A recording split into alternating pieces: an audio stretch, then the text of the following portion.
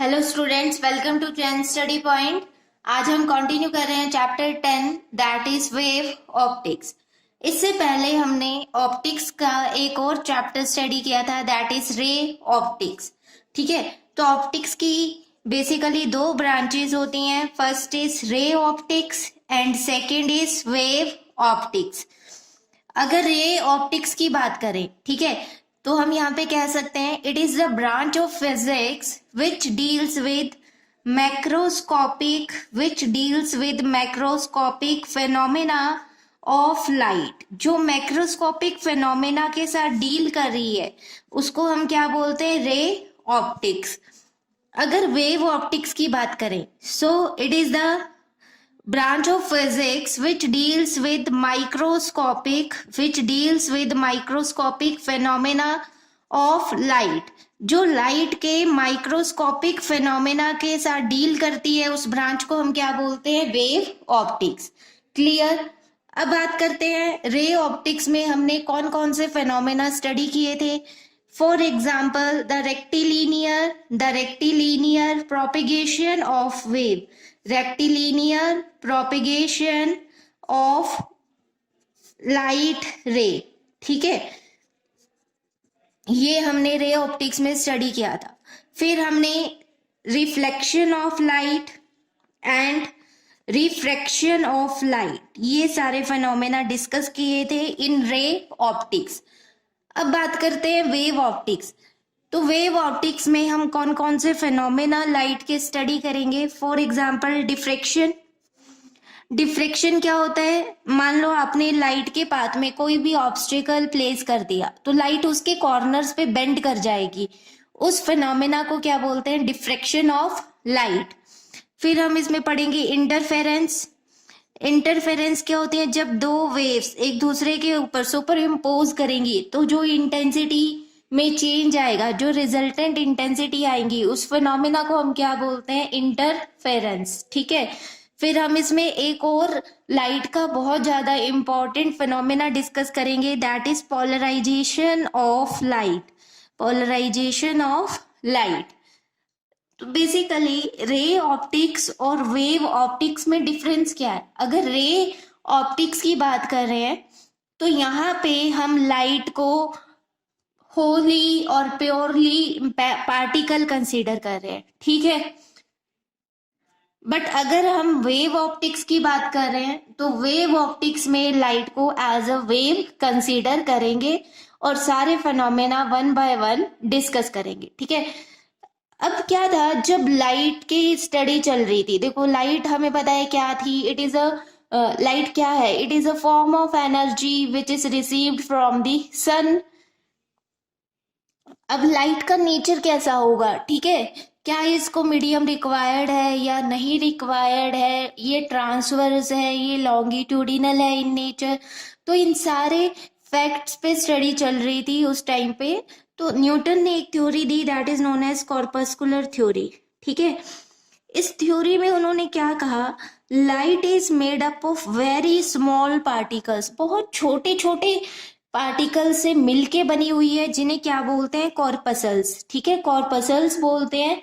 ये इतने छोटे हैं कि हम इनका मास भी कैलकुलेट नहीं कर सकते हैं। ठीक है, उन्होंने ये कहा कि जो लाइट है ये छोटे छोटे पार्टिकल्स से मिलके बनी हुई है, उन पार्टिकल्स को हम क्या बोलते हैं, कॉर्पसल्स।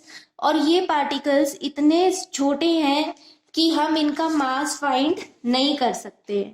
ठीक है, जो उन्होंने ये कॉर्पस्कुलर थ्योरी दी, ये बहुत सारे लाइट के फेनोमेना को एक्सप्लेन नहीं कर पा रही थी, उनके कोई भी एक्सप्लेनेशन वहां पे इस थ्योरी से नहीं मिल रही थी, तो इस थ्योरी को बाद में इनवैलिड कर दिया गया था। ठीक है, तो बाद में एक साइंटिस्ट आए हाइगन्स, इन्होंने एक वेव थ्योरी हमें दी। ठीक है, इन्होंने वेव थ्योरी हमें दी जिससे हम क्या कर रहे हैं, लाइट के वेव नेचर को स्टडी कर पा रहे हैं। देखो ये वेव थ्योरी हमारे पास क्या थी, according to this wave theory of light, light is a form of energy. Light energy की एक फॉर्म है which travels through a medium in the form of transverse wave motion. Light wave का nature क्या है, it is transverse in nature. Transverse का मतलब क्या है? जब लाइट वेव मीडियम में से पास करेगी तो मीडियम के पार्टिकल्स वाइब्रेट करेंगे, ऑसिलेट करेंगे in a direction perpendicular to the propagation of wave. ठीक है, मान लो इस तरह से एक वेव इस डायरेक्शन में मूव कर रही है, यहाँ पे मीडियम के पार्टिकल्स प्रेजेंट है, ये पार्टिकल्स इस तरह से वाइब्रेट करना, ओसिलेट स्टार्ट कर देंगे perpendicular to the propagation of wave. ठीक है, इस मोशन को क्या बोलते हैं? Transverse wave motion. The speed of light in a wave depends on the nature of medium. ठीक है, जो लाइट की स्पीड होगी वेव के अंदर, ये किसके ऊपर डिपेंड करेगी? It depends on the nature of medium. Medium to medium light की स्पीड वेरी करेगी। ठीक है, मैक्सिमम एयर के अंदर होती है, वैक्यूम के अंदर होती है, जो हम कितनी कंसीडर करते हैं? दैट इज 3 × 10⁸ मीटर पर सेकेंड। जब लाइट किसी भी मीडियम में एंटर करेगी तो इसकी स्पीड डिक्रीज कर जाएगी। ठीक है, this is Huygens wave theory. इस थ्योरी को बाद में फ्रेंसल ने मॉडिफाई किया था। ठीक है, next is wave front. Wave front basically tells us about the shape of wave. ठीक है, वेव की जैसी भी शेप होगी वो हमें किससे पता लगेगी? From the wave front. अब इसको देखो एक एग्जाम्पल की हेल्प से समझते हैं। सिंपल सा एग्जाम्पल है, मान लो आपने एक पूल ऑफ वाटर ले लिया लाइक दिस। ठीक है, आपने क्या किया? यहाँ पे एक पेबल को थ्रो किया on the surface of water. जब आप पेबल को यहाँ पे देखो थ्रो करोगे तो यहाँ पे आपको क्या दिखाई देगा? डिस्टरबेंस इस तरह से क्या करेगी? ट्रेवल करेगी। ठीक है, और इस पॉइंट को क्या बोलते हैं? Point of impact. अब आपको यहाँ पे देखो इस तरह से वेव्स दिखाई देंगी on the surface of water. ठीक है, ये जो वेव्स दिख रही है, ठीक है, इसे क्या बोलते हैं? Wave front. Wave front basically क्या है? It tells us about the shape of wave. यहाँ पे हमारा वेव फ्रंट कैसा है? स्फेरिकल। ठीक है, यहाँ पे वेव फ्रंट हमारा कैसा बन रहा है? स्फेरिकल। वेव फ्रंट को हम कैसे डिफाइन कर सकते हैं? देखो बेसिकली होता क्या है, जो सोर्स ऑफ लाइट होता है, ठीक है, जो सोर्स होता है लाइट का, देखो जैसे ये यहाँ पे एक सोर्स की तरह बिहेव कर रहा था। अब ये सोर्स क्या करेगा?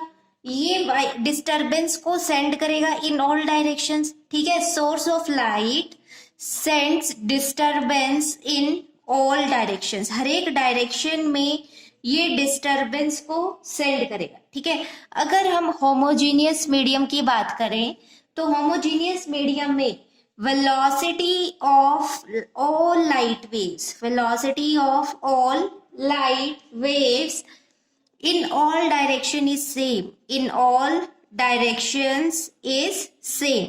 ठीक है, हर एक डायरेक्शन में लाइट वेव की जो वेलोसिटी होगी, ये हर एक लाइट वेव की वेलोसिटी क्या होगी? सेम होगी। ठीक है, जिसके कारण हम कह सकते हैं कि जो डिस्टरबेंस है, ये जो डिस्टरबेंस ट्रांसफर कर रही है, ये रीच करेगी eight all the particles at the same time which are at equal distance from this source। इसका मतलब क्या है? देखो ये हमारे पास सोर्स है, सोर्स से इक्वल डिस्टेंस पे जो पार्टिकल्स प्रेजेंट है, ये डिस्टरबेंस हर एक पार्टिकल के पास इक्वल टाइम में पहुंचेगी। ठीक है, जिसके कारण ये पार्टिकल्स वाइब्रेट करेंगे इन द सेम फेज। ठीक है, ये पार्टिकल्स वाइब्रेट करेंगे इन सेम फेज। फिर जो यहाँ पे लोकस बनेगा इन सारे पार्टिकल्स का जो वाइब्रेट कर रहे हैं इन सेम फेज, उस लोकस को हम क्या बोलते हैं? Wave front. क्लियर? एक बार दोबारा से समझ लो हम क्या कह रहे हैं कि जो सोर्स होगा लाइट का, जो सोर्स होगा वो डिस्टरबेंस को सेंड करेगा इन ऑल डायरेक्शंस। ठीक है, अगर मीडियम हमारा होमोजीनस है तो हर एक वेव की, हर एक लाइट वेव की वेलोसिटी सेम होगी इन ऑल डायरेक्शंस, जिसके कारण जो पार्टिकल्स प्रेजेंट है at equidistant from this source, इस सोर्स से इक्वल डिस्टेंस पे जो पार्टिकल्स प्रेजेंट है वो वाइब्रेट कर रहेंगे इन द सेम फेज। ठीक है, उन वाइब्रेटिंग पार्टिकल्स का जो लोकस होगा, that locus is known as the wave front.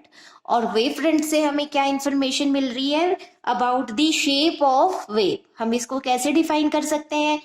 Wave front is the continuous locus of all particles. ठीक है, ये कॉन्टिन्यूस लोकस होता है of all particles of medium which are vibrating in same phase. ये important है, which are vibrating in same phase. ठीक है, particle same phase में वाइब्रेट करने चाहिए। आप वेव फ्रंट को ऐसे भी डिफाइन कर सकते हो, the imaginary surface passing through medium with same phase is called wave front. अब बात करते हैं टाइप्स ऑफ वेव फ्रंट्स। ठीक है, अब यहाँ पे हम बात करेंगे about the types of wave front. Types of wave front.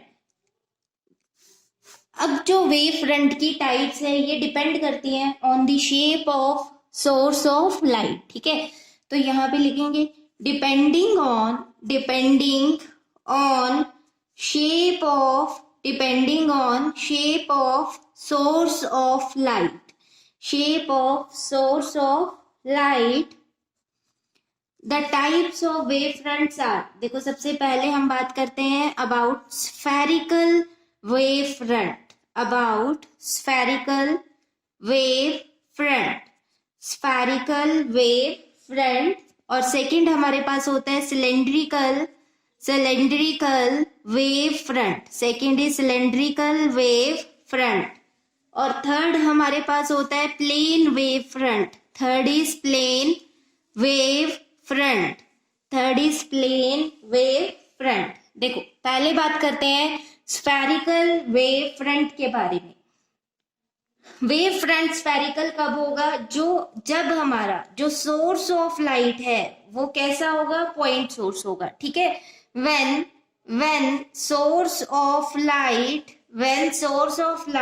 is a point source, then the wave front is said to be spherical wave front.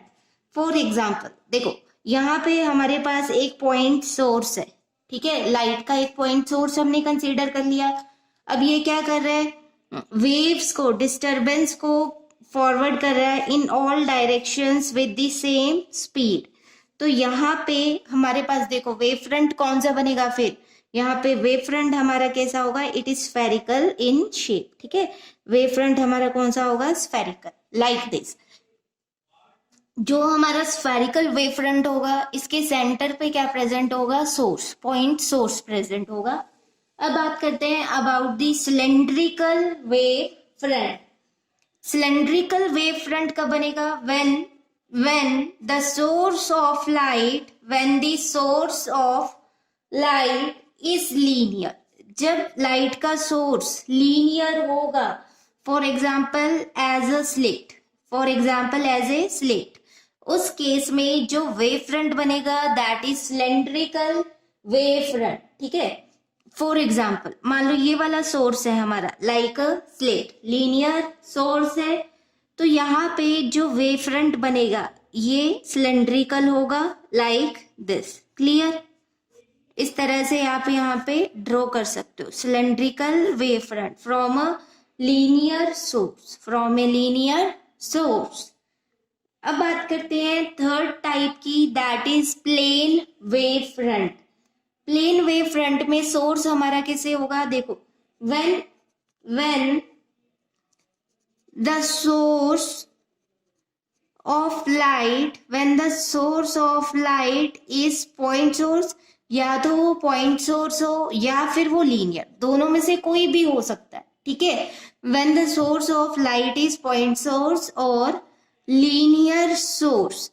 But यहाँ पे कंडीशन क्या है? जो भी सोर्स है, चाहे वो पॉइंट सोर्स है या फिर वो लीनियर सोर्स है, it should be present at a very large distance. ठीक है, वो काफी दूर प्रेजेंट होना चाहिए। उस केस में जो हमारा वेव फ्रंट बनेगा that is plane wave front. ठीक है, तो यहाँ पे हम कैसे लिखेंगे? when the source of light is point source or linear source, present at very large distance, present at very large distance, a small portion, जो भी हमें पोर्शन विजिबल होगा, a small portion of spherical, a small portion of spherical or cylindrical wavefront appears to be plane, देखो अब point source भी हो सकता है हमारा और लीनियर सोर्स भी हो सकता है। पॉइंट सोर्स के कारण जो वेव फ्रंट होगा that is spherical, linear source के कारण जो वेव फ्रंट बनेगा दैट इज सिलेंड्रिकल। अब हम क्या कह रहे हैं कि ये सोर्स बहुत ज्यादा लार्ज डिस्टेंस पे प्रेजेंट है, तो उनका जो स्मॉल पोर्शन हमें विजिबल होगा वो हमें कैसा दिखाई देगा, वो हमें प्लेन वेव फ्रंट की तरह दिखाई देगा। ठीक है, तो यहाँ पे हम कह सकते हैं such a wave front is called plane wave front. इसको हम इस तरह से ड्रॉ कर सकते हैं। देखो कोई भी हमारा सोर्स है, रेज आ रही है उससे, ठीक है, लाइट रेज, लाइट वेव्स इस तरह से आ रही हैं, और हम यहाँ पे अपना वेव फ्रंट ड्रॉ करें तो वेव फ्रंट हमारा इस तरह का बन जाएगा, like a plane wave front. Clear? अब यहाँ पे एक बहुत इंपॉर्टेंट पॉइंट है जिसका आपको ध्यान रखना है, that is wave front is always perpendicular, wave front is always perpendicular to direction of rays, is always perpendicular to direction of race.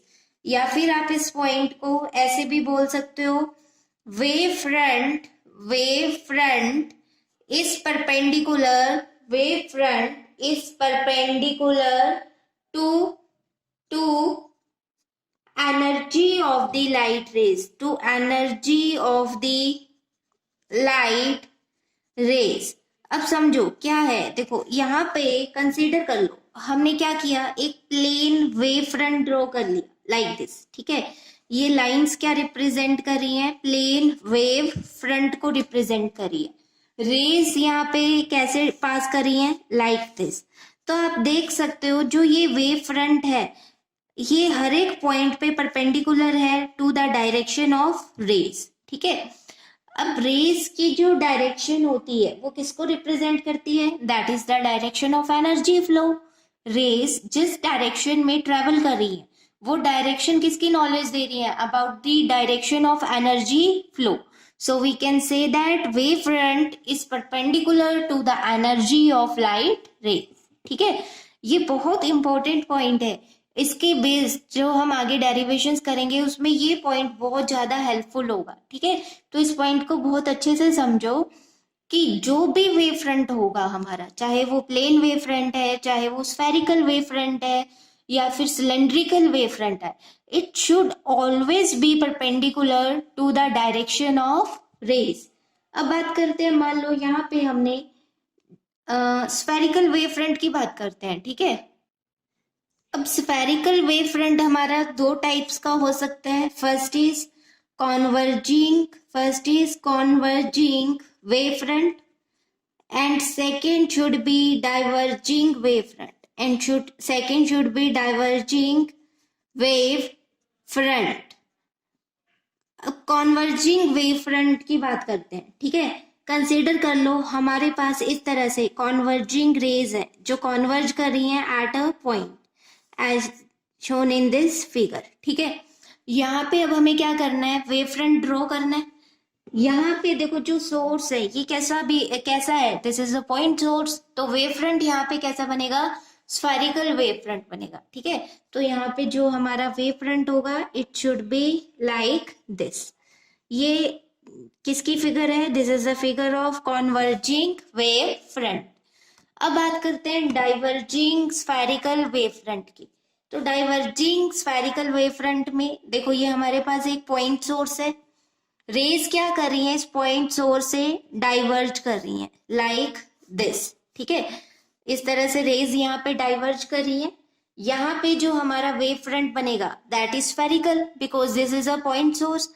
इस तरह से हमारे पास यहाँ पे एक डाइवर्जिंग वेव फ्रंट बन जाए। ठीक है, this is the figure of diverging wave front.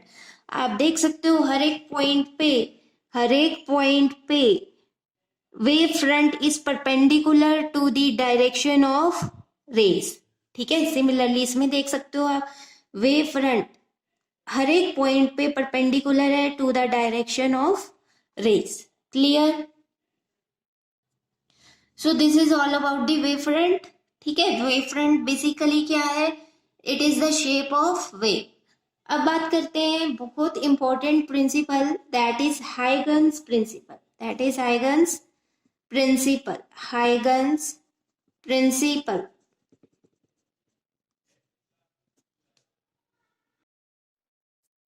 Basically, the Huygens principle tell us the way in which the wavefront is propagated. Wavefront किस तरह से मीडियम में प्रोपेगेट करता है, इसकी इंफॉर्मेशन हमें कहाँ से मिलती है? By Huygens principal.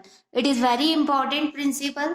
ठीक है, it is based on 2 points. पहले फर्स्ट पॉइंट देखते हैं। According to Huygens principle, every point on the given wavefront called primary wavefront acts as a fresh source of new disturbance called secondary wavelets, which travel in all directions with velocity of light in medium.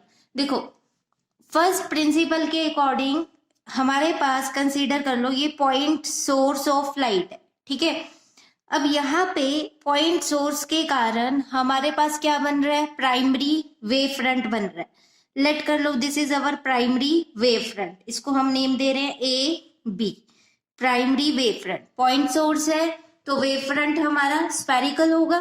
ठीक है, जो ये first wave front बन रहा है हमारा, इसको हम प्राइमरी वेव फ्रंट बोल रहे हैं, ए बी।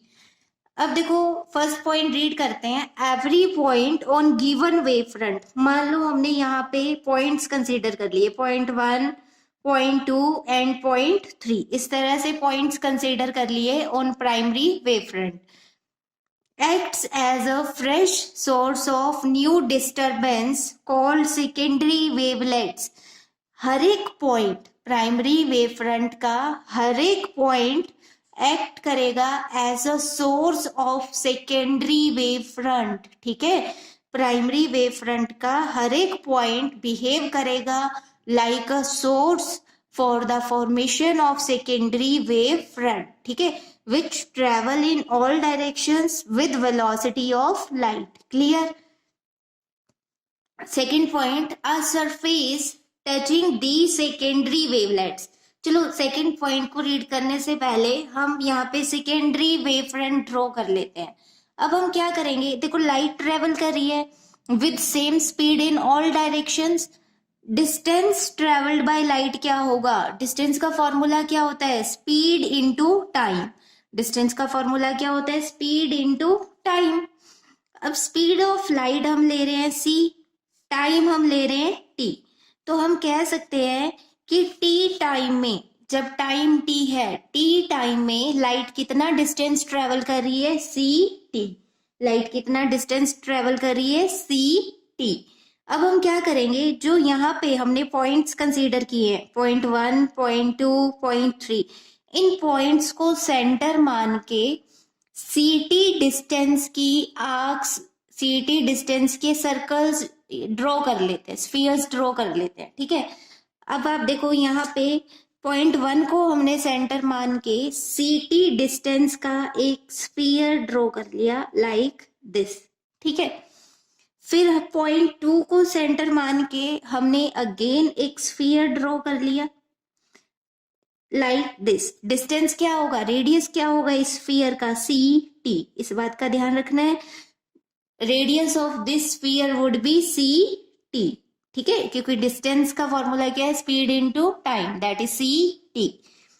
सिमिलरली पॉइंट 3 को सेंटर मान के अगेन हमने एक स्फीयर ड्रॉ कर लिया whose radius is ct like this।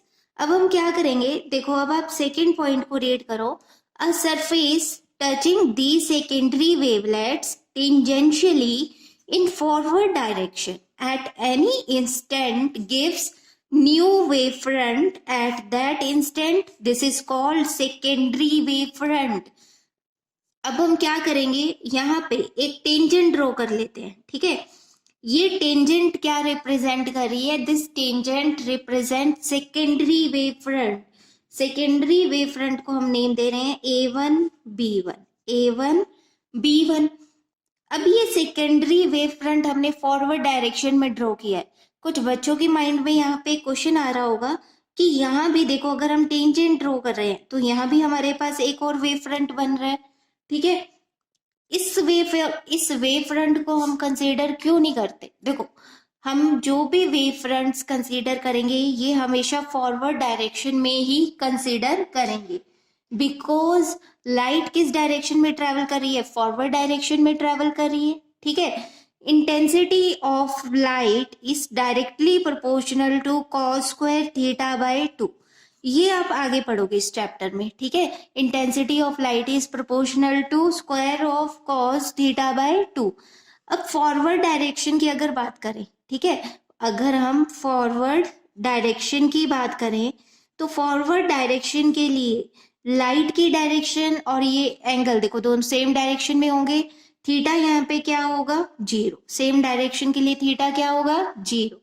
cos 0 क्या होता है, 1। It is the maximum value of cos theta, so we can say that in this case intensity of light is maximum, ठीक है। Forward direction में intensity of light is maximum. अगर हम backward direction की लिए बात करें तो बैकवर्ड डायरेक्शन में थीटा क्या हो जाएगा, 180 डिग्री, ऑपोजिट डायरेक्शन। यहाँ पे इंटेंसिटी हमारी क्या होगी, मिनिमम होगी, ठीक है। इसलिए हम हमेशा वेव फ्रंट को फॉरवर्ड डायरेक्शन में ही कंसीडर करेंगे, बैकवर्ड डायरेक्शन में कंसीडर नहीं करेंगे। अगेन एक बार दोबारा से हाइगन्स प्रिंसिपल को स्टडी कर लेते हैं। देखो हाइगन्स प्रिंसिपल हमें इंफॉर्मेशन प्रोवाइड करता है कि कैसे कोई भी वेव फ्रंट किसी भी मीडियम में प्रोपेगेट करता है। तो इसके लिए उन्होंने 2 पॉइंट्स हमें बताए। फर्स्ट प्रिंसिपल जो उनकी थ्योरी का था दैट इज कि हमारे पास कंसीडर कर लो कोई भी पॉइंट सोर्स है, उस सोर्स के कारण हमारे पास एक स्फेरिकल वेव फ्रंट प्रोड्यूस हो रहा है।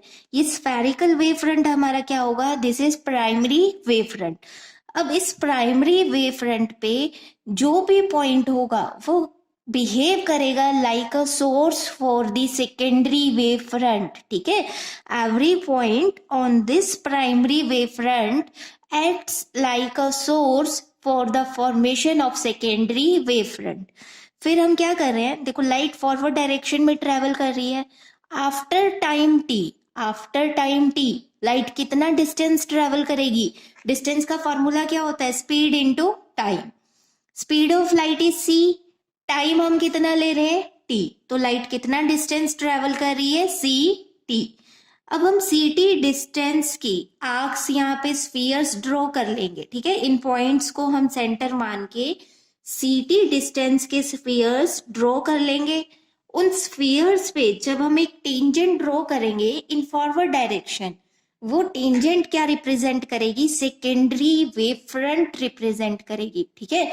सिमिलरली सेकेंडरी वेव फ्रंट का हर एक पॉइंट क्या करेगा, एक सोर्स की तरह बिहेव करेगा, ठीक है। अगेन आप ct डिस्टेंस की यहाँ पे स्फीयर्स ड्रॉ करोगे और उन स्फीयर्स पे जब आप टेंजेंट ड्रॉ करोगे तो आपके पास नेक्स्ट वेव फ्रंट फॉर्म हो जाएगा।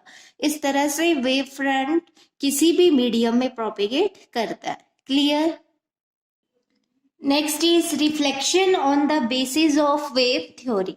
देखो रिफ्लेक्शन के बारे में हमने पहले रे ऑप्टिक्स में डिस्कस किया था कि लाइट जिस मीडियम से आ रही है उसी मीडियम में वापस रिफ्लेक्ट हो रही है। इस फिनोमिना को हम क्या बोलते हैं, रिफ्लेक्शन ऑफ लाइट।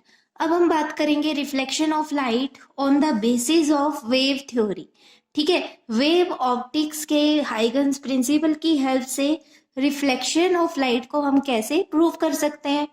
तो बेसिकली यहाँ पे हमें लॉज ऑफ रिफ्लेक्शन को प्रूव करना है, ठीक है। फर्स्ट लॉ क्या होता है, angle of incidence is equal to angle of reflection r. Second law क्या होता है, the incident ray normal and reflected ray at the point of incidence. At the point of incidence, at the point of incidence, all lie in same plane.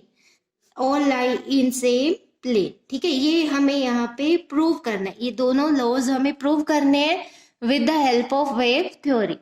देखो हम कैसे पहले figure को बहुत अच्छे से समझेंगे. अगर आपको फिगर क्लियर हो गई तो डेरिवेशन बहुत ही सिंपल है. ठीक है, हम एक यहाँ पे रिफ्लेक्टिंग मिरर कंसीडर कर रहे हैं. रिफ्लेक्टिंग सरफेस ले रहे हैं लाइक मिरर. ठीक है, इस मिरर को हम नेम दे रहे हैं M1 M2. अब हम क्या करेंगे, यहाँ पे रेस को इंसिडेंट करवाएंगे. ठीक है, बेसिकली देखो रे ऑप्टिक्स में हम एक रे को इंसिडेंट करवाते थे. ठीक है, ये हमारे पास क्या हो जाता था, पॉइंट ऑफ इंसिडेंस. इस पॉइंट ऑफ इंसिडेंस पे हम एक नॉर्मल ड्रॉ करते थे. फिर ये लाइट जिस मीडियम से आ रही है उसी मीडियम में वापस रिफ्लेक्ट हो जाती थी. इंसिडेंट रे नॉर्मल के साथ जो एंगल बनाती थी उसको बोलते हैं angle of incidence I. Reflected ray normal के साथ जो एंगल बनाती है उसको बोलते हैं एंगल ऑफ रिफ्लेक्शन आर. ठीक है, इस तरह से हम रे ऑप्टिक्स में रिफ्लेक्शन ऑफ लाइट को स्टडी करते थे.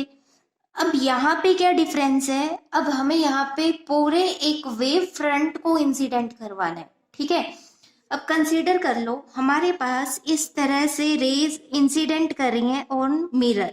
दिस इज फर्स्ट रे, इसके पैरेलल हमने एक सेकंड रे ले ली. दिस इज सेकंड रे एंड दिस इज थर्ड रे.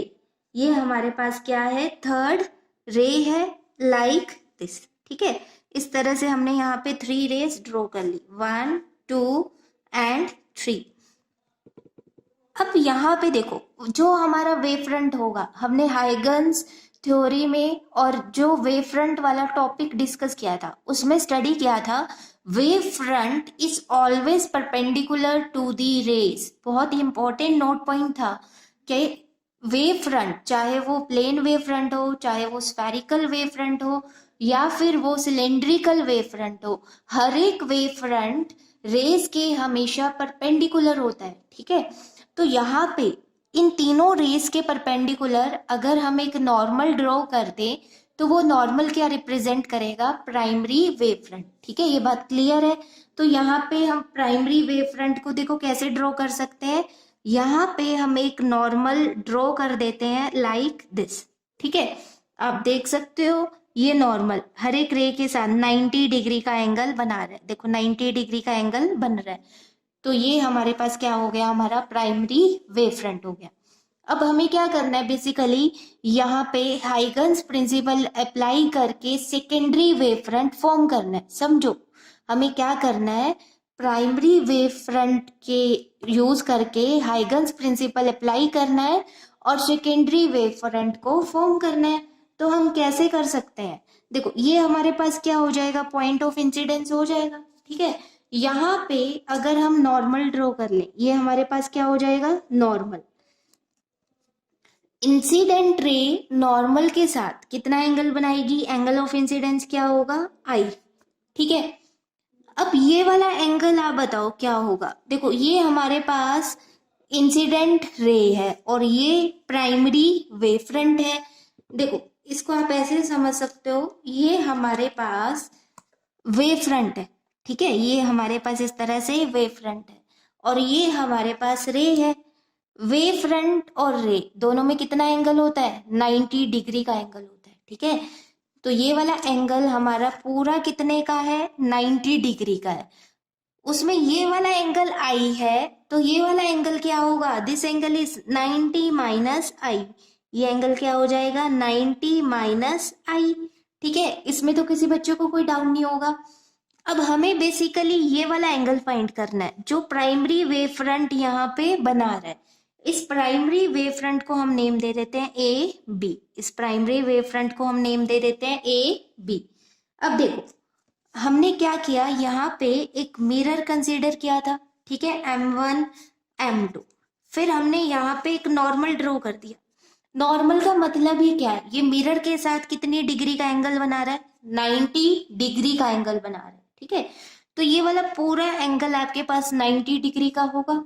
देखो ये नॉर्मल है और ये हमारा रिफ्लेक्टिंग सरफेस है, तो ये वाला पूरा एंगल, देखो इधर ध्यान दो, ये वाला पूरा एंगल 90 डिग्री का होगा।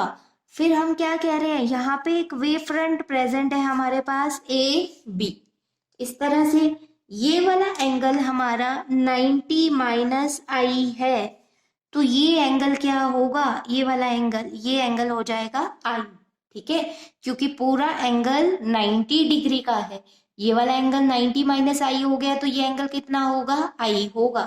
तो यहाँ से एक बहुत इंपॉर्टेंट इंफॉर्मेशन हमें मिल रही है कि जो ये प्राइमरी वेव फ्रंट होगा, ये रिफ्लेक्टिंग सरफेस के साथ कितना बनाएगा एंगल, एंगल ऑफ इंसिडेंस आई बनाएगा, ठीक है, इतना क्लियर।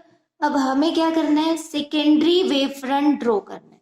उसके लिए हाइगन्स प्रिंसिपल में हम क्या पढ़ते थे कि प्राइमरी वेव फ्रंट पे हम कोई भी पॉइंट कंसीडर करें, वो पॉइंट बिहेव करता है, एक्ट करता है like source of secondary wave front, ये हमने हाइगन्स प्रिंसिपल में पढ़ा हुआ है, ठीक है।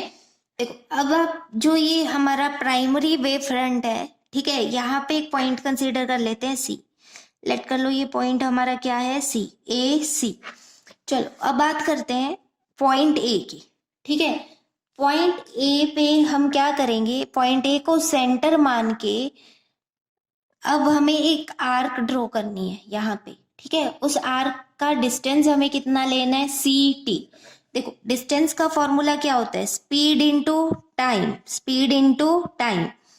लेट कर लो light after time t, after time t कितना डिस्टेंस ट्रेवल कर रही है।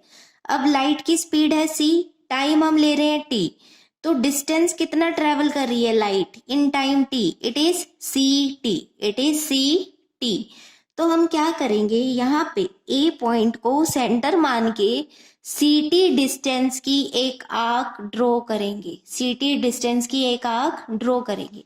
इस पॉइंट को आप सी की जगह डी कंसीडर कर लो ताकि कोई कंफ्यूजन ना रहे, ठीक है। कुछ बच्चे यहाँ पे कंफ्यूज हो जाएंगे कि सी और यहाँ भी सी ले लिया, बट ये सी रिप्रेजेंट कर रहा है स्पीड ऑफ लाइट, ठीक है, यहाँ पे, इसलिए हमने एक पॉइंट डी ले लिया, primary wave front A D, यहाँ पे लिख लेते हैं प्राइमरी वेव फ्रंट हमारा क्या है, ए डी, ए डी। अब हम क्या करेंगे, ए पॉइंट को सेंटर मान के एक आर्क सी टी डिस्टेंस की एक आर्क ड्रॉ करेंगे, ठीक है।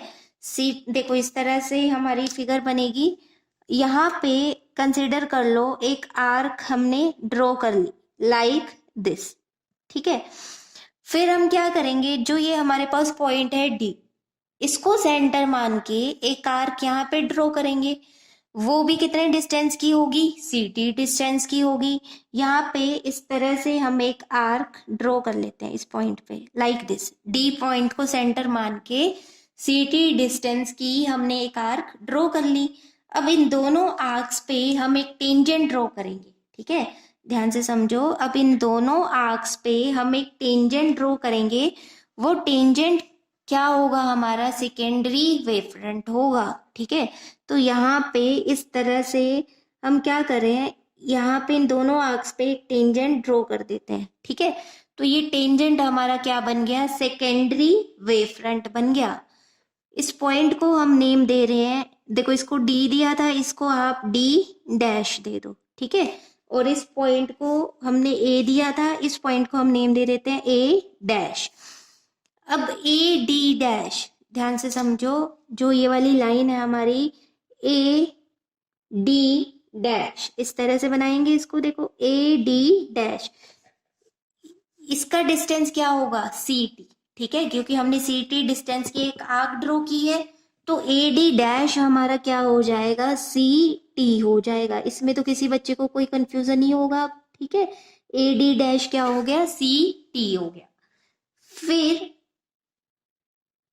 देखो हमारे पास यहाँ पे दो मेन ट्राइंगल्स बन रही है, अगर आप फिगर में ध्यान दो, एक हमारे पास बन रही है यहाँ पे ए डी ए डैश, ठीक है, और दूसरी बन रही है A D dash A dash. दो ट्राइंगल्स यहाँ पे हमारे पास फॉर्म हो रही है। इसको ब्लैक ही कर दे ताकि हमारी जो फिगर है और ज्यादा क्लियर हो जाए, ठीक है।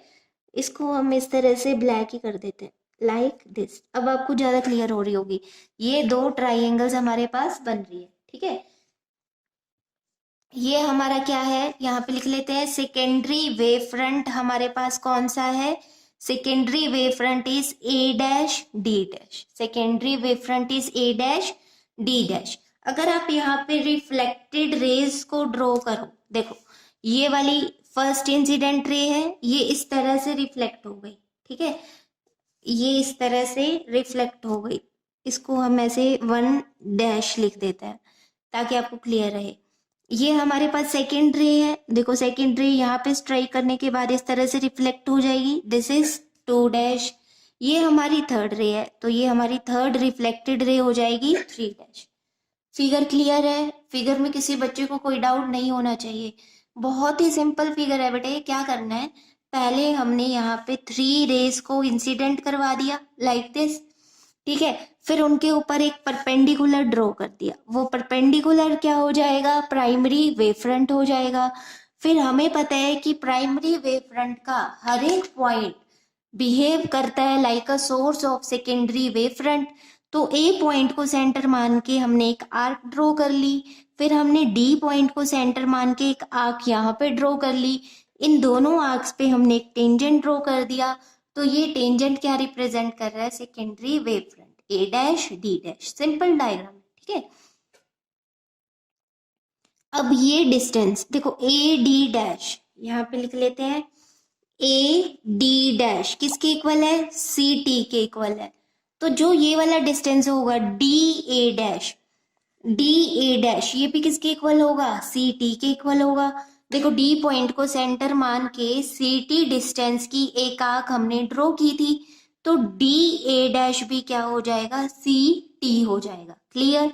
अब हमें प्रूव करना है, to prove angle of incidence is equal to angle of reflection r, ठीक है। ये हमें प्रूव करना है। तो देखो इसको हम कैसे प्रूव कर सकते हैं, उसके लिए हम यहाँ पे 2 ट्राइंगल्स कंसीडर करेंगे। इन triangle A D A dash, figure में देखो ये वाली ए डी ए डैश, ये पूरी triangle A D A dash, और दूसरी कौन सी होगी, ए डी डैश ए डैश, ठीक है। And triangle A D dash A dash.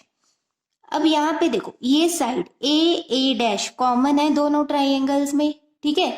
तो यहाँ पे हम लिख दे A dash is common in both triangles, A dash is common in both triangles.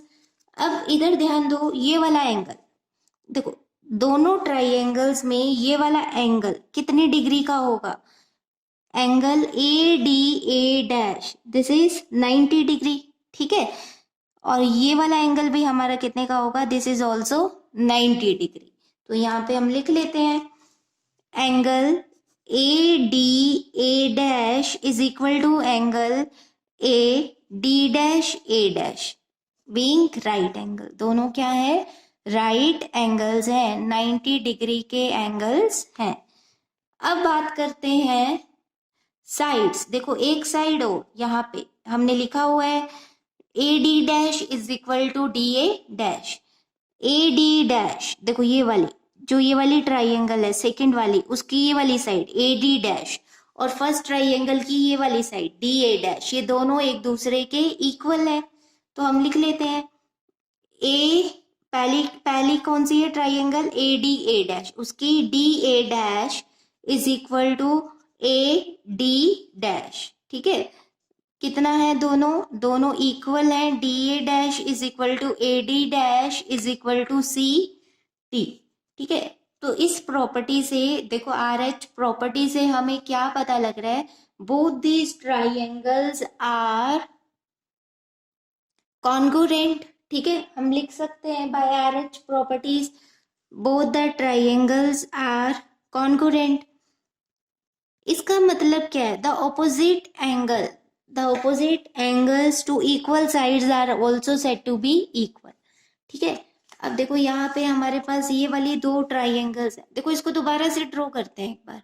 देखो इस तरह से यहाँ हमारे पास मिरर है M1 M2, फिर हमारे पास यहाँ पे एक ट्राइंगल बन रही है लाइक दिस, ठीक है। इस ट्राइंगल को हम क्या नेम दे रहे हैं, ए डी ए डैश।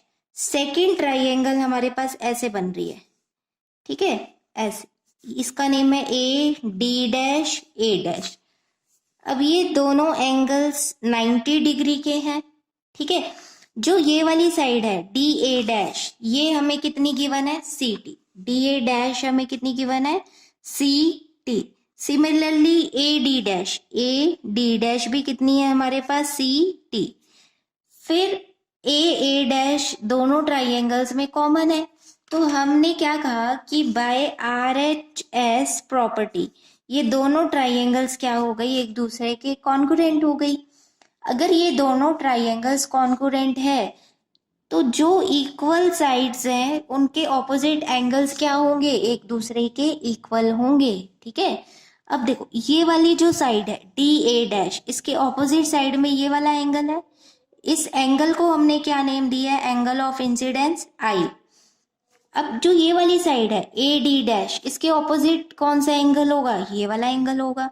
अब ये एंगल हमारे पास कितना है, देखो यहाँ फिगर में देखें, यहाँ पे अगर हम एक नॉर्मल ड्रॉ कर दें, ये हमारा क्या हो जाएगा, नॉर्मल हो जाएगा। ये नॉर्मल है, ये रिफ्लेक्टेड रे है, तो ये एंगल आर हो जाएगा, ठीक है। फिर ये एंगल क्या होगा, 90 माइनस आर, तो ये एंगल आर हो जाएगा, जैसा कि हमने यहाँ पे प्रूव किया था, ठीक है। तो ये एंगल हमारे पास क्या होगा, आर होगा। तो हम कह सकते हैं angle of incidence is equal to angle of reflection r. यही तो हमें प्रूव करना है, ठीक है, समझ आ गया। तो आप यहाँ पे क्या लिखोगे, since the triangles are congruent so the opposite angles to the equal sides are also equal, ठीक है। Hence angle of incidence is equal to angle of reflection r, hence proved. Clear. This is the first law of reflection. Second law को देखो हम कैसे prove कर सकते हैं। यहाँ पे अगर हम इंसिडेंट वेव फ्रंट एडी को कंसीडर करें, रिफ्लेक्टिंग सरफेस हमारा ये मिरर हो जाएगा ए डैश, और रिफ्लेक्टेड वेव फ्रंट हमारा होगा ए डैश डी डैश। ये तीनों परपेंडिकुलर है to the plane of paper, ठीक है। So we can say that the incident wave front A D, the reflecting surface A dash and the reflected wave front a dash d dash all are perpendicular to each other. Clear? This is the second law of reflection.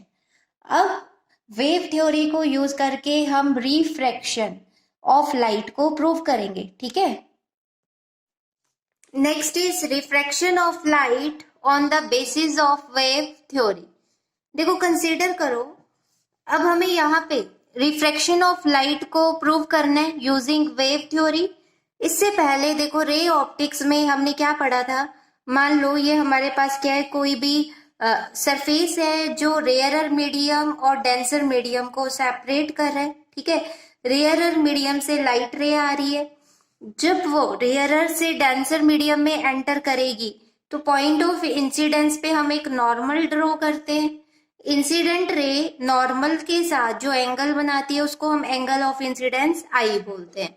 Light जब rarer to denser medium में enter करती है तो वो bend कर जाती है towards the normal like this, और ये हमारे पास क्या हो जाएगा, एंगल ऑफ रिफ्रैक्शन आर हो जाएगा, ठीक है। ये हमें यहाँ पे प्रूव करना है यूजिंग वेव थ्योरी। देखो स्नेल्स लॉ की अगर बात करें, जो फर्स्ट लॉ ऑफ रिफ्रैक्शन है, स्नेल्स लॉ क्या होता है, mu refractive index mu is equal to velocity of light in medium 1 upon velocity of light in medium 2, ठीक है। ये हमें यहाँ पे प्रूव करना है, ठीक है। Simply refractive index is equal to sine of angle of incidence to the sine of angle of refraction r. देखो वेव थ्योरी या हाइगन्स प्रिंसिपल अप्लाई करके हम कैसे प्रूव कर सकते हैं लॉज ऑफ रिफ्रैक्शन को। तो उसके लिए अगेन आपको फिगर पे कॉन्सेंट्रेट करना है। अगर फिगर आपको क्लियर हो गई तो पूरी डेरिवेशन बहुत ही आपको सिंपल लगेगी, ठीक है। तो ध्यान दो, लेट कर लो, यहाँ पे हमारे पास एक सरफेस है एक्स वाई, ठीक है। इस सरफेस को हमने नेम दे दिया एक्स वाई। यहाँ पे हमारे पास रेयरर मीडियम है और यहाँ पे हम डेंसर मीडियम कंसीडर कर रहे हैं, ठीक है। अब हम यहाँ पे पूरा एक वेव फ्रंट इंसिडेंट करवाएंगे, ठीक है। जैसा कि हमने पहले रिफ्लेक्शन ऑफ लाइट में किया था, हम 3 रेज कंसीडर करेंगे, ठीक है। Let this is the first ray, इसके पैरेलल हम क्या लेंगे, सेकेंड रे लेंगे like this, and this is the third रे। अब ये तीनों रेज क्या कर रही हैं, रेयरर मीडियम से डेंसर मीडियम में एंटर कर रही है। तो हम क्या करेंगे, पहले यहाँ पे एक वेव फ्रंट ड्रॉ कर लेते हैं। वेव फ्रंट हमें पता है it is perpendicular to the rays, ठीक है। तो यहाँ पे हमारा वेव फ्रंट कैसे बनेगा, यहाँ पे देखो हम एक परपेंडिकुलर ड्रॉ कर लेते हैं लाइक दिस। आप देख सकते हो हर एक पॉइंट पे 90 डिग्री का एंगल बन रहा है, ठीक है। तो ये हमारा क्या हो गया, प्राइमरी वेव फ्रंट हो गया। इसको हम नेम दे रहे हैं ए बी, ठीक है। यहाँ पे लिख लेते हैं ए बी इस, ए बी क्या है, यहाँ पे प्राइमरी वेव फ्रंट है। ए बी क्या रिप्रेजेंट कर रहा है, प्राइमरी वेव फ्रंट। क्लियर। अब हमें क्या करना है, यहाँ पे सेकेंडरी वेव फ्रंट ड्रॉ करना है यूजिंग हाइगन्स प्रिंसिपल। तो उसके लिए देखो अब हम क्या करेंगे, यहाँ पे ए पॉइंट को सेंटर मान के ct डिस्टेंस, देखो अब यहाँ पे आप ध्यान दो, ये हमारे पास रेयरर मीडियम है, ठीक है। रेयरर मीडियम में कंसीडर कर रहे हैं वेलोसिटी ऑफ लाइट क्या है, c1, ठीक है। अब यहाँ पे मीडियम चेंज होगा क्योंकि रिफ्रैक्शन पढ़ रहे हैं हम। रिफ्रैक्शन में लाइट एक मीडियम से दूसरे मीडियम में एंटर करती है। लेट कर लो डेंसर मीडियम में लाइट की स्पीड क्या है, c2, ठीक है। लिख लेते हैं speed of light, speed of light in, speed of light in rarer medium, in rarer medium is c1, is c1। फिर लिखेंगे speed of light in denser medium, speed of light in denser medium is c2, is c2। अब देखो ये हमारे पास primary wave front है, ठीक है।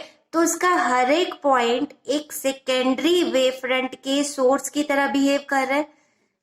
ए point को सेंटर मान के हम कितने डिस्टेंस की यहाँ पे आर्क ड्रॉ करेंगे, देखो अब रे कौन से मीडियम में ट्रेवल करेगी, रे will travel in denser medium, इसलिए वेलोसिटी हम कौन सी लेंगे, डेंसर मीडियम वाली लेंगे, c2 लेंगे, ठीक है।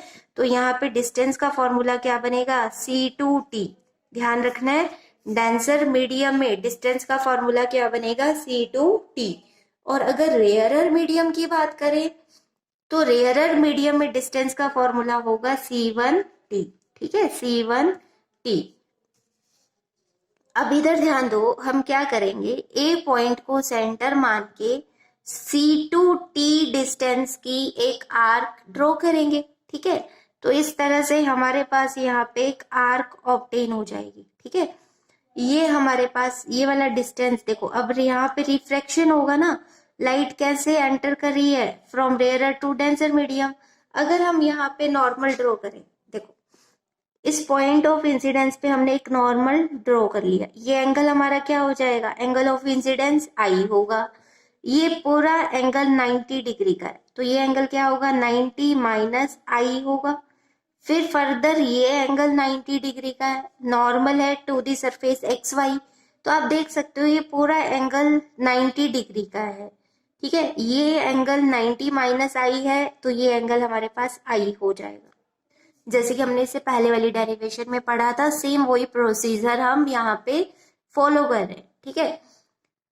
अब लाइट रेयरर टू डेंसर जाएगी तो बेंड कर जाएगी टूवर्ड्स दी नॉर्मल, ठीक है। ये इस तरह से यहाँ पे बेंड कर जाएगी लाइक दिस, ठीक है। इसको हम नेम दे देते हैं 1 डैश। अब यहाँ पे देखो, अब हम क्या करेंगे, ये वाली लाइट देखो, ये जो थर्ड रे आ रही है ये यहाँ पे आके स्ट्राइक करेगी सरफेस को।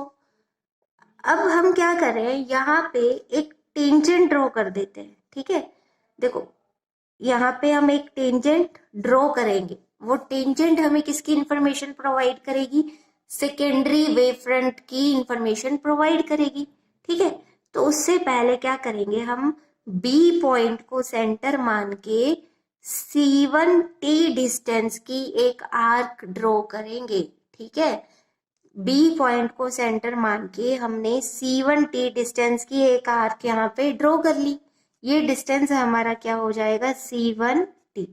ठीक है, ये डिस्टेंस हमारा क्या होगा, C2t। अब आपको देखने में कुछ क्लियर हो रहा है, C2t is less than C1t, ऐसा क्यों लिया मैंने। ठीक है, फिगर में C2t is less than C1t, ऐसा हमने क्यों ड्रॉ किया फिगर में। देखो C2 क्या है, speed of light in denser medium. जब light rarer to denser medium में एंटर करती है तो उसकी स्पीड पहले से डिक्रीज हो जाती है, कम हो जाती है, मतलब ये डिस्टेंस भी क्या होगा, लेस हो जाएगा। जब स्पीड लेस हो गई तो डिस्टेंस भी तो लेस हो जाएगा। तो इसलिए हम कह सकते हैं C2t is less than C1t। इस बात का आपको ध्यान रखना है। ठीक है, फिर हम क्या करेंगे, इन दोनों आर्क्स के ऊपर एक टेंजेंट ड्रॉ करते हैं। वो टेंजेंट हमें सेकेंडरी वेव फ्रंट प्रोवाइड करेगा। ठीक है, तो यहाँ पे इस तरह से हम एक टेंजेंट ड्रॉ कर लेते हैं। ठीक है, ये हमारे पास क्या आ गई, सेकेंडरी वेव फ्रंट आ गई। इसको हम नेम दे देते हैं A dash B dash, A dash B dash. ठीक है, यहाँ पे लिख दे A डैश B डैश क्या रिप्रेजेंट कर रहा है, secondary wave front, secondary wave front. अब ये एंगल क्या होगा हमारा, अगेन ये एंगल क्या हो जाएगा, R हो जाएगा बाय फॉलोइंग सेम प्रोसीजर। ठीक है, अब यहाँ पे देखो ये सेकेंड रे थी, जब ये रेयरर टू डेंसर में एंटर करेगी तो ये बेंड कर जाएगी towards the normal like this, इसे 2 डैश नेम दे देंगे। ये हमारे पास थर्ड रे ऑफ लाइट है, जब ये रेयरर टू डेंसर एंटर करेगी तो ये भी रिफ्लेक्शन होगा, यहाँ पे बेंड करेगी टूवर्ड्स दी नॉर्मल, इसको हम 3 डैश नेम दे रहे हैं। फिगर क्लियर, फिगर में किसी बच्चे को कोई डाउट नहीं होना चाहिए। ठीक है, चलो उसके बाद अब हम बात करते हैं स्नेल्स लॉ को कैसे प्रूव करें। ठीक है, अब देखो यहाँ पे हमें प्रूव करना है, to prove refractive index mu is equal to sine I by sine r, ये हमें यहाँ पे प्रूव करना है। ठीक है, तो उसके लिए हम क्या करेंगे, यहाँ पे इधर ध्यान दो, 2 ट्राइंगल्स कंसीडर करेंगे जैसा कि हमने इससे पहले वाली डेरिवेशन में कंसीडर किए थे। ठीक है, तो पहली जो हमारी ट्राइंगल होगी, देखो कौन सी होगी, फिगर देखो A डैश, ऊपर वाली A डैश। ठीक है, लिख लेते हैं, in triangle A dash sine I की वैल्यू बताओ क्या होगी, sine of angle of incidence क्या होता है, परपेंडिकुलर बाय हाइपोटेन्यूज। आप भी ऐसे ही करते हो, पंडित बद्री प्रसाद हर हर बोले। ठीक है, परपेंडिकुलर बाय हाइपोटेन्यूज। अब एंगल के सामने क्या होता है, परपेंडिकुलर होता है, ये बात तो पता है ना। तो A डैश हमारा परपेंडिकुलर हो जाएगा और हाइपोटेन्यूज हमारा यहाँ पे क्या होगा, देखो ये 90 डिग्री का एंगल बन रहा है, ध्यान दो ये कौन सा एंगल है, दिस इज 90 डिग्री एंगल।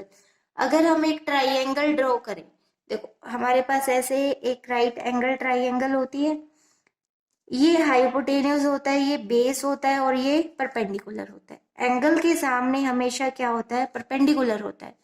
और 90 डिग्री का एंगल किस में बनता है, परपेंडिकुलर और बेस में बनता है। ठीक है, परपेंडिकुलर और बेस में 90 डिग्री का एंगल बनता है। तो इधर ध्यान दो, यहाँ पे इन दोनों साइड्स के बीच में 90 डिग्री का एंगल है।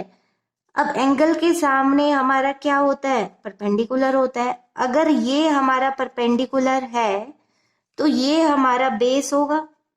ठीक है, क्योंकि परपेंडिकुलर और बेस में 90 डिग्री का एंगल बनता है। फिर हाइपोटेन्यूज क्या हो जाएगा, ये हो जाएगा A डैश। क्लियर, तो यहाँ पे हम लिखेंगे साइन आई किसके इक्वल है, परपेंडिकुलर है हमारा A डैश, हाइपोटेन्यूज है A डैश। ठीक है, A डैश किसके इक्वल है, A dash, it is equal to C1t, it is equal to C1t upon A dash. ठीक है, अपॉन ए डैश। क्लियर। अब बात करते हैं सेकेंड ट्राइंगल। इन ट्राइंगल देखो, सेकेंड ट्राइंगल हमारे पास कौन सी बनेगी, ये वाली, A B dash A dash, A B dash A dash.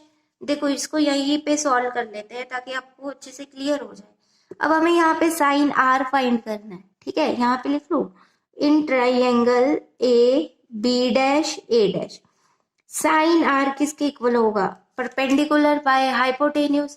अब एंगल के सामने क्या होगा, परपेंडिकुलर। परपेंडिकुलर क्या है, ए बी डैश। हाइपोटेन्यूज क्या होगा, देखो ये एंगल 90 डिग्री का है, ये हमारा परपेंडिकुलर है, तो ये हमारा बेस होगा। फिर हाइपोटेन्यूज हमारा क्या होगा, ए डैश, ठीक है, ए dash.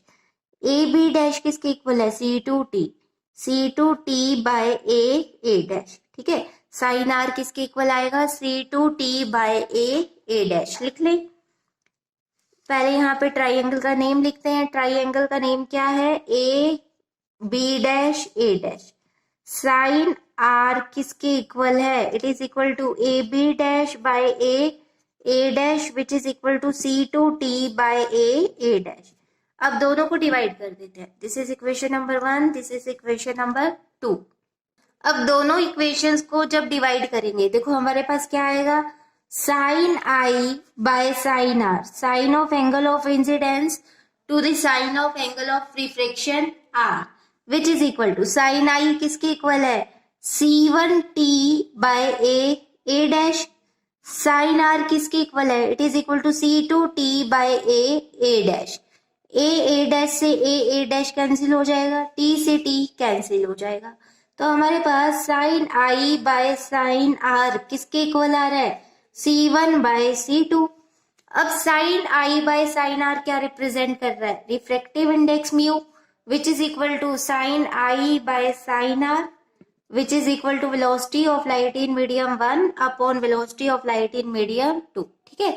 This is our Snell's law, this is our Snell's law, ठीक है। हेंस प्रूव्ड, यही तो हमें प्रूव करना था, हेंस प्रूव्ड, ठीक है। तो यहां से हमने क्या स्टडी किया कि लाइट को जब हम वेव कंसीडर कर रहे हैं तो हम यहाँ पे लाइट के बहुत सारे फिनोमेना को बहुत इजीली एक्सप्लेन कर सकते हैं। यहाँ पे हमने reflection and refraction of light को प्रूव किया बाय वेव थ्योरी। इसके बाद नेक्स्ट लेक्चर्स में हम इंटरफेरेंस, डिफ्रैक्शन, इन सारे टॉपिक्स को कवर करेंगे, ठीक है। अब हमें यहाँ पे रिफ्रैक्शन का सेकेंड लॉ भी प्रूव करना है। सेकेंड लॉ क्या होता है, the incident ray, the refracted ray and normal all lie in the same plane, ठीक है। तो अगर हम हमारी फिगर को कंसीडर करें, देखो फिगर हमारे पास ये है, ये हमारे पास इंसिडेंट वेव फ्रंट है ए बी, ये हमारे पास जो सरफेस है रिफ्रैक्टिंग सरफेस है ए डैश, और ये हमारे पास रिफ्रैक्टेड वेव फ्रंट है B dash A dash. These all are perpendicular to the plane of paper, so we can say that they all lie in the same plane, ठीक है, ये सारे सेम प्लेन में लाई कर रहे हैं। This is the second law of refraction, hence proved. Clear. अब इन सारे फिगर्स को, इन सारी डेरिवेशंस को बहुत अच्छे से कर लो, बहुत सिंपल है, बस एक बार आपको फिगर क्लियर हो गई फिर आप बहुत इजीली इन डेरिवेशंस को कर सकते हो। And also these derivations are very important for board exams, ठीक है। आप देख सकते हो प्रीवियस ईयर क्वेश्चन पेपर्स में बहुत बार ये डेरिवेशंस रिपीट होती हैं, तो इन्हें बहुत अच्छे से कर लो। Thank you so much.